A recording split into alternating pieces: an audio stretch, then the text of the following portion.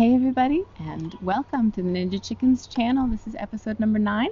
I'm really excited to have you here today. I'm outside again. The lighting is just so much better than in the house, and it's so pretty, but it's windy, so I've got my little project bags propped up around the microphone, so hopefully the wind won't cause a problem to the audio. My name is Maria, and I'm coming to you from the mountains just outside of North Carolina, where I live on a little homestead with my husband and kids and some of our animals. We have some beautiful acreage surrounded by many more acres of woods and lush herbs and chickens, as you can hear. And this is a mostly fiber-related podcast. That's animal and plant fiber, not dietary fiber, just in case you're tuning in and wondering why I'm not talking about bran muffins. And a little bit of homesteading and homeschooling thrown in there too. I'll put that usually at the end for those of you who aren't interested. You can find me on Instagram as @ninja.chickens. You can find me most everywhere else as Ninja Chickens. On Ravelry, there's also a Ninja Chickens Ravelry group if you feel like joining in. Welcome again. It's nice to have you here, whether you're a returning viewer or a new viewer. I appreciate you being here. So I'm wearing my yoga clothes. I'm not all dressed up in my knitted items because I just got back from goat yoga. And I had to wait to do the goat yoga so I could tell you guys about it.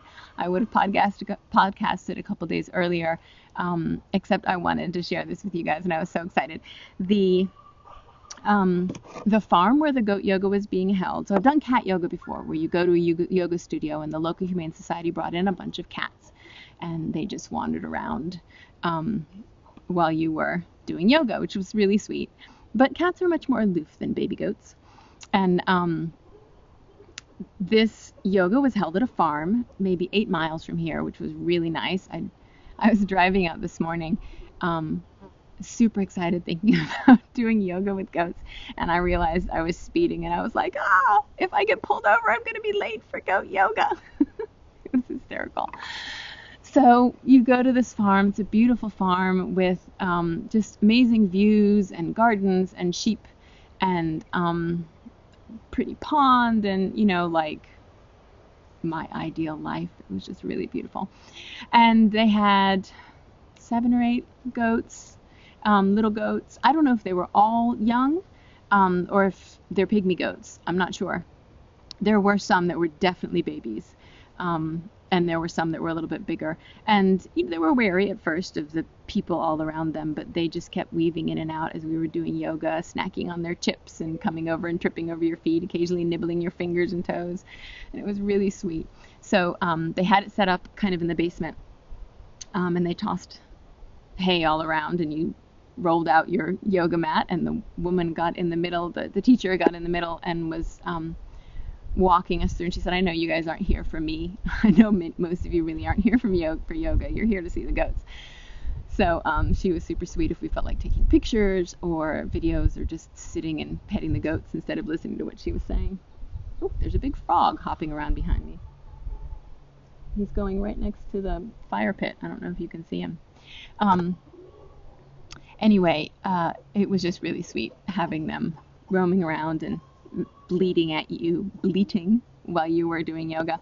And at the end, right at the end, while we were laying down in Shavasana, which is like your end relaxation pose, one of the youngest baby, he still had his little umbilical cord. It was dried, but still tiny little thing, jumped on one of the participants' stomachs and just stood there for a while. It was really cute. So yeah, it was at a place called Franny's Farm. And we'd been out there a few years ago, maybe 4 or 5 years ago when Leaf was much younger, because I remember he was playing in the pond catching frogs. And it's just a beautiful space. They use it for weddings and gatherings, and they have this music festival called Barnaroo. Instead of the famous Bonnaroo, it's Barnaroo, and there's musicians from all over the area that come and play. Really sweet place. So I'm hoping they'll do it again, because that was a lot of fun. And yeah, I guess that's it for the goat yoga. I'll have lots of pictures and some videos.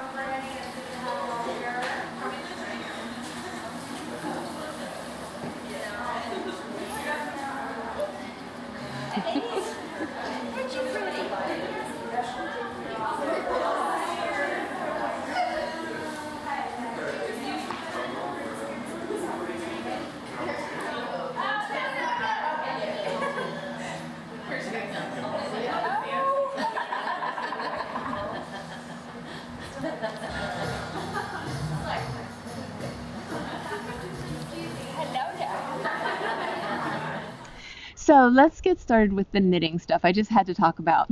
Oh, and the goat yoga is going to be on the news later on tonight. And I was wearing this shirt, so I'll be representing the knitters at yoga during the news. That'll be fun. I'll have to watch it. So, I have a few finished objects for you. I didn't do any spinning. I just really felt like getting some things done. So I finished off my Grand Central socks by Mina Phillip, or the Knitting Expat. And I really like how they turned out. I think they're super pretty. And the yarn I used is from Casual Fashion Queen in her Gaia colorway. And they came out great. I like the feel of the 56 stitches instead of 60 or 64. They hug my feet well, and I like that. So I'll probably continue with that. We'll see what the difference is when I knit my first vanilla sock in 56 stitches. Because it seems like anything where I'm purling, I just get a little bit looser with the stitch. So 56 might be a little snug for just vanilla socks, but we'll see. I might do that next. My next finished object is one I hadn't even started on last episode, and that's because I'd talked about knitting some hats for the two ladies who run a class that Leaf, my youngest, goes to on Mondays, and they are always outside, always, no matter the weather. The only time they cancel it is if there's thunderstorms or if it's, freezing cold and not going to get above 20 or 25. So I really wanted to thank them for taking the time with these kids, because they're really good with helping them with their behavior, with their words, how to be respectful. I mean, along with the fun classes they do, they teach Native American stories. They teach them all kinds of primitive skills, and it's just really good for Leaf to be outside and really digging his hands in the dirt and playing with his friends while having good guidance. So I wanted to knit them both hats to thank them, especially since they're outside all the time. I thought these would be fabulous hats for the winter. And so I was thinking winter, but then I realized last week that yes, he sees them in the winter, but this year's class is almost over, so I got a little frantic and was like, I have to make these now. So I finished one of them, and the first one is the Picos de Europa hat by Verena Kors. This was a hat that, let's see if I can, it's a beautiful salmon color. This is a hat that you got if you donated to the Making Stories, the Woods magazine that's going to be coming out. I think I mentioned that in my first episode. And so this was the pattern that you received, and I really like it. This one was knit I wanted both of the hats to be local yarn if possible, or at least naturally dyed, non-superwash. I thought these ladies would appreciate it. So it's not a local yarn, but it was dyed by a local woman. Her name is Joyce Tromba, and she is freehand fiber, and she has beautiful naturally dyed yarns. She and I actually go to a natural dye group together once a month, and we did a trade. I fell in love with this salmony color of her yarn, and she wanted one of my sock blanks that I had eco-printed, so we traded, and I love it. I think it's beautiful. So this is a really pretty salmon in madder root. And then so that one's done. It's actually in the middle of locking. It's still a little moist. And then I'll show you with the works in progress, the second hat that I've started. My other and last finished object is one of my secondhand Steek-along sweaters. It's this one. So I got this for $4. It says medium, so I thought, it'll probably fit, and I just bought it. Whatever. I figured if it didn't fit, someone else could wear it. And so I cut it down the center, and then I picked up all the stitches on either side. I picked up 3 out of every 4 along here, and then knit 12 rows and folded it over and whip stitched it to the inside. So it's kind of a rounded button band, I guess you'd call it, even though it's not really a button band, which is exactly what the original collar is. So I thought that matched nice, and I think the color goes pretty well. So I did that on both sides, and then I attached a zipper to the inside, which I just whip stitched into place. I didn't even open it up. I just kind of laid it out and made sure everything was even, and then attached the zipper. And I think it looks really nice. It doesn't fit me. It's a little bit snug in the shoulders. And so I had my daughter try it on. It fits her beautifully, but it's not her style. So maybe it will be someone else's style. I don't know. I might see if my mother might fit it. She's a little bit smaller in the shoulders than I am. The only thing is that this awesome zipper, it's called a hidden zipper. I thought that might be good to use so it didn't get caught on the knitting. However, one thing it didn't say on the package is that it doesn't open. So the bottom of it is attached. So you can unzip it, and that's as far as it goes. So you can't undo it. I guess it's for the back of a dress or something that you wouldn't need to unzip or completely open, but you know, what's the point of a cardigan if you still have to pull it over your head? So at some point I will take that zipper out and put in a new one. It didn't take me that long. It was just kind of frustrating to have it all done and then realize, oh, it doesn't open. And I looked and it didn't say that anywhere on the zipper pack. So I probably should have unzipped it first to see. But you live and learn. So maybe if I find someone for this to go to, then I'll actually redo the zipper. The other one is still just sitting to the side. I haven't done that one yet because I was more interested in getting some of these hats done for the ladies that work with Leaf. So those are my finished objects. And as far as my whips, well, the first one is, like I was telling you, another hat for one of the ladies at his class, and it's the scrollwork hat by Irina Dmitrieva. And I just think it's really beautiful. I've had this one printed out for a while, trying to find the right person or the right reason to knit it. And I think this would look really pretty on the heads of one of his teachers. So I chose for this an old fern fiber yarn that I had in my stash. This one is dyed with cochineal and then dipped in the indigo vat, and it's a beautiful purple. It's from something I think we put out last summer, maybe, by I think it's Xanthias the alpaca and Matilda the Suffolk sheep. So it's really nice. It's somewhat rustic but still soft enough to be able to wear around your face. So let me show you the knit. So here it is so far. I've just gotten into the first couple of cables and I think it's really pretty. It looks massive, but it's not. It fits well, so I think it'll be nice. I just hope I have enough because I'm going through this quickly. It looked like a really big ball of yarn, but we'll see. It's supposed to be a somewhat slouchy hat, so I might be able to bring it in a little bit and save some yarn. We'll see. Oh, one thing I didn't mention about the other hat. This one. See, I'll put this one on for you too. This one, I had read in a bunch of the comments that it seemed to knit up a little bit small.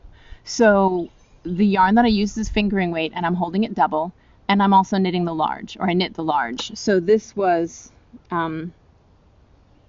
this is how the large came out.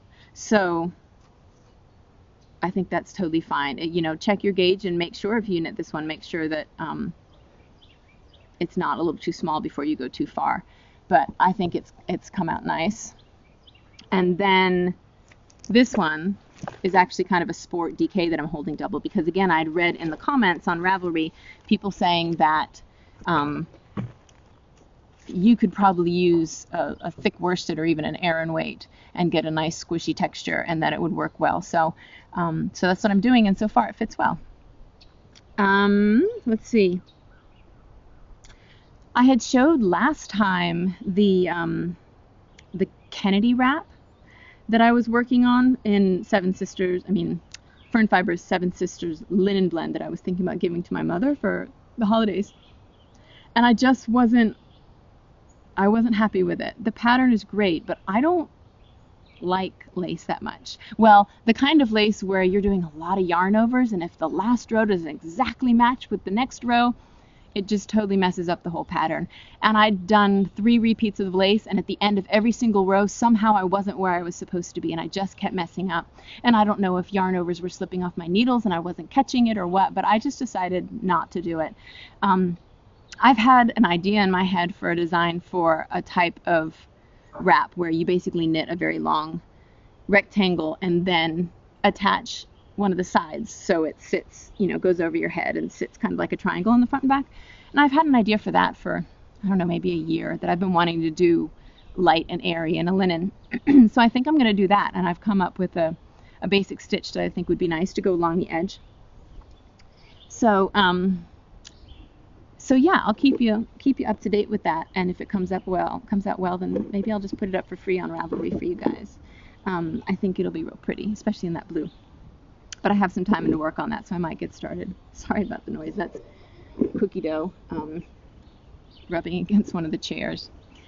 And speaking of patterns, I don't know if I've talked to you guys at all about the designs that I have. I do have some knitted designs that are on Ravelry. I don't do them that often. It's kind of just when I feel inspired. I really like doing it, but I think I only have like 6 or 7 out there. However, one is going to be coming out in Rib Magazine in, I believe it's the beginning of June, in their Navigate issue, which I'm really excited about. If you go to their Instagram feed, you'll see a bunch of teasers that they've put up there to show you some of the patterns that are going to be coming out, and one of them is a pair of mitts that I made. They're called the Direction Mitts, and it's a fairly simple knit. I wanted it to be something, especially since the magazine is made for men who knit, or the women who knit for men, and I know that there are a lot of men who are just now getting into knitting, so I wanted something that was simple enough that it could be enjoyed, but also had a pretty pattern to it. So the pattern is actually on the palm, so you'll be able to see that once it comes out soon, and that's been done in some fern fiber yarn that I dyed with rosemary plant. So that's something for you guys to see. And then I also have 2 other patterns that are going to be coming out soon in the 6 Bits Storybooks, which is an online magazine, and hopefully that will be coming out in the next month too. So super exciting. Let's see.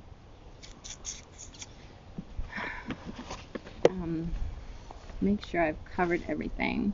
So I have a couple of acquisitions that I wanted to share. The first one is a magazine called Plants Are Magic. This is the first volume of this, called Wellbeing, and it is by a woman named Rebecca Desnos, who is a natural dyer and herbalist, and she has just some not just beautiful pictures, but really interesting articles. And I think the one that captured my interest the most is her article on colors that heal. And so herbal medicine is not just taking a tincture or drinking a tea.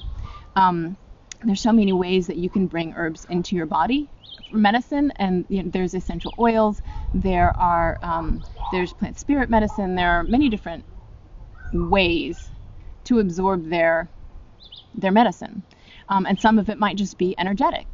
And I love the idea that if we use quality, good for the earth materials and dye those with plant medicine, with plants, then I feel like we are absorbing some of the energy of that plant medicine.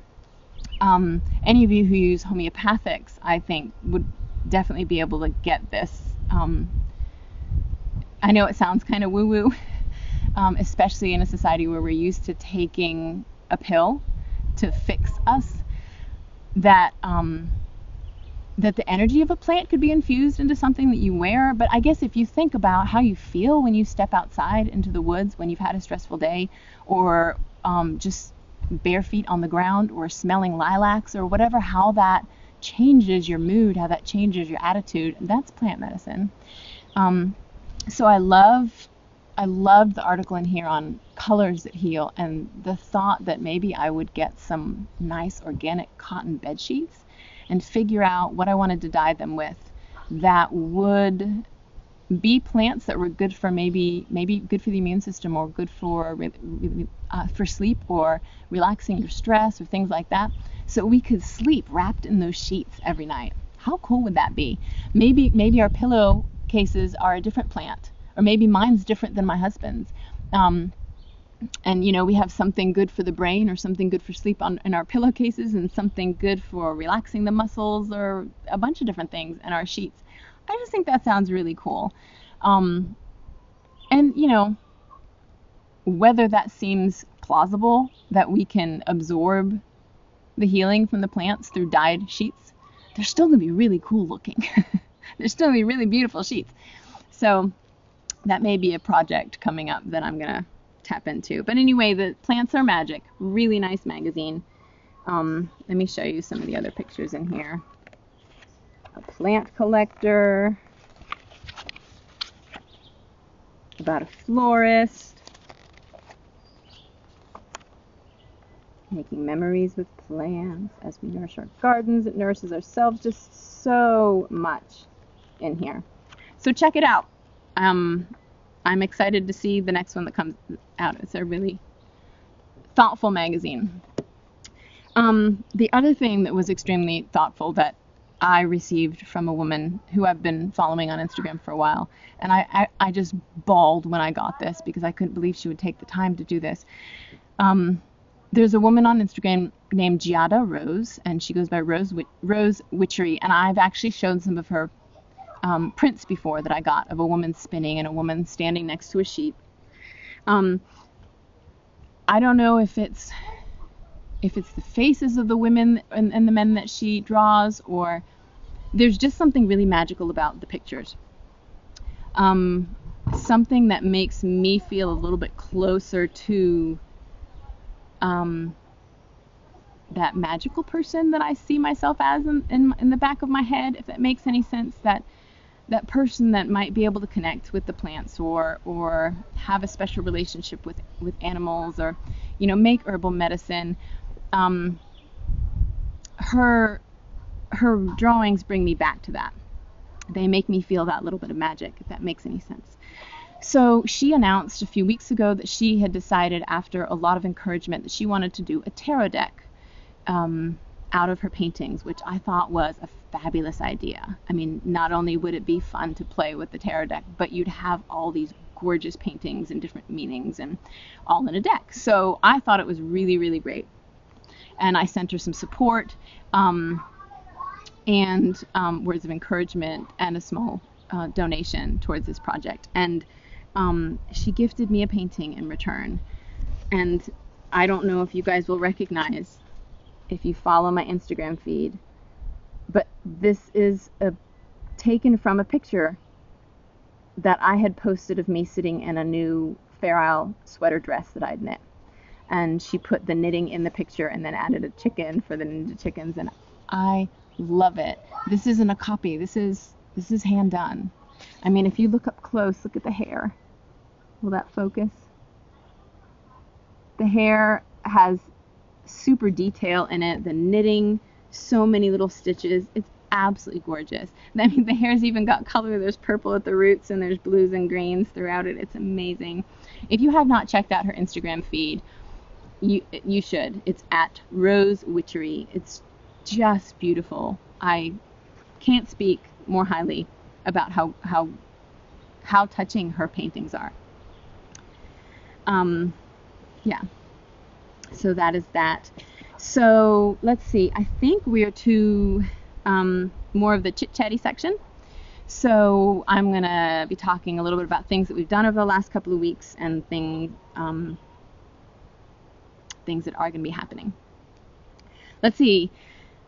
Last weekend, I took a class at the Black Mountain Yarn Shop with Alana Dakos. Many of you will know and follow her on Facebook. She has 4 or 5 knitting books out now with really beautiful designs that are mostly nature-based. So that was a lot of fun. The class I took was about putting together sweaters. And I have done some sweaters before where you knit them in pieces and you sew them all together in the end, but I don't usually like it that way. I like knitting them in the round. It feels a lot faster to me. And I like being able to try them on as I'm knitting them. But sometimes either a designer has made a sweater that I think is gorgeous that's done in pieces and I really want to do it, or I want that sweater to hold its structure better, and when it has the seams, it's going to be stronger. It's not going to sag as much. So I thought it would be nice to take a class from one of the masters on how to put it all together. So that was a lot of fun. We just worked on 4 or 5 specific stitches on how to connect things, so that you can't tell there's a seam from the outside, but on the inside you've got that structure. So that was a lot of fun. Let's see, what else have we been doing? Oh, Thursday was my 14th anniversary. So my husband and I went about 40 minutes from here. There's a little town called Hot Springs that actually does have some mineral springs there. You don't find those much on the east coast of the United States, but it's a small town. Used to be a real bustling town with a very large hotel kind of retreat center where people would come and sit in the hot springs and go for healing. This whole area of North Carolina is known as a place where people have come for medical reasons or healing in one way or another. So the town right now is very small. There's one little main street. But we stayed at a place called the Iron Horse Inn, which is right across from the railroad tracks, hence the Iron Horse. It's very old. I think it used to be a boarding house. And so we stayed in one of the rooms there, which was super sweet. Nice wood floors. The doorways were crooked, and it was, old and fun. And there were tiles on, metal tiles on the ceiling that had really cool design in it. So I took some pictures of that, and I'm thinking of maybe doing a colorwork hat with that design, calling it the Iron Horse hat. I don't know. I thought it'd make a really cool skirt also, or even a cowl, but I thought more people would probably be interested in knitting a hat or a cowl than a skirt. Excuse me. So I think I'll do that. Maybe a hat and a cowl. We'll see. Up and coming. But anyway, it was really nice. We sat in the hot tubs. We had a great dinner. We walked around a bunch in the morning. And just relaxed. It was nice. It was nice to just have some quiet time to ourselves. So that was that. Leaf and I have also been doing a bunch of gardening out here, putting in some zucchini and some cucumbers, some tomatoes. Excuse me. We've got a few more things to put in. I want to plant a lot of flowers this year. I like always having flowers inside. We also have 5 new hives. I've talked to you in the past about beekeeping. And that was before we had checked them to see how they did over the winter. And we had 6 hives. Unfortunately, we lost 5 of them, which is kind of standard nowadays to lose at least half of your hives. So the biggest thing that people have been talking about that have been causing problems with the honeybees are mites that attach themselves to the bees and cause problems with the bees' health, basically. But we don't have a lot of mites in our hives. And one of the things that our friend Carl, he comes out and helps work the bees, he was saying that he feels like the biggest problem is a virus that's been going around. They don't exactly know what it is. He just calls it the grunge. But a lot of people are saying, well, those bees are doing well. They're flying just fine. They're developed just fine. They don't have the virus, and it'll cause problems with flight. So they can't, and just in general their health. So they can't go out and bring food back, and they can't work the hives well. So he actually brought 20 bees that he had found crawling around that looked perfectly developed to a man who tested them and found that they all had the virus, all 20 of them.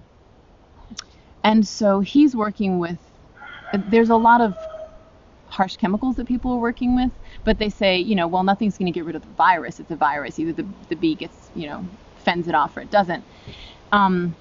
He's actually working with thymol, which is from thyme, the plant, the herb, and feels like he's seeing an increase in the productivity and the health of his hives, which is really exciting. So he's working with some people to try to get more of that information looked at. So we lost 5 of our 6 hives over the winter. Some of them even still had honey in them, and just there were so few bees to cluster up and keep themselves warm that they just died from the cold. So he put in 5 new hives. They all look very strong, and hopefully they will do well throughout the season with all the flowers I have. Hopefully they'll do really well. Most of our fruit trees have already bloomed, but there's a lot of other flowers that are coming out, so hopefully they'll gather lots of food.